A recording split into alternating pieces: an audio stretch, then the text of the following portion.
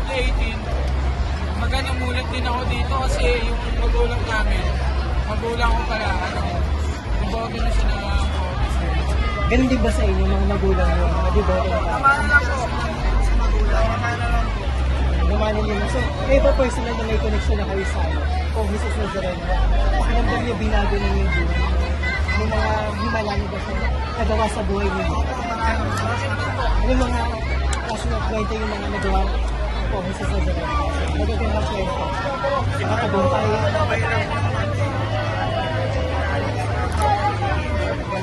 Gabay lang po yung Kayo ba, ano bang hiling niyo ngayon sa po na pamatayin kayo ng pastasyon? na para sa lahat. Bidek lang sa family ko.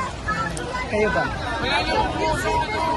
Kumbaga wala naman ginawa talaga ng miracle kasi wala naman ang ginawa kasi pagdating pa lang sa araw-araw namin message na yun. Kumbaga nandun na yung pasasalamat na po. Ano bang masasabi niyo sa mga tao na hindi na naniniwala?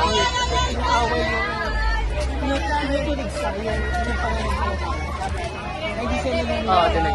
Magulo lang daw yung mga devoto. Para malaman nila. Iba talaga yung pakiramdam ko pag naramdaman mo yung pananampalataya. Iba po yung napapanood sa TV dahil yung nangyayari sa Meron ba kayo isang mensahe para sa pong Jesus Nazareno? Kung nakikinig siya ngayon, ano bang gusto niya sabihin? Ano bang basta lahat ang gusto niya sabihin para sa kanya?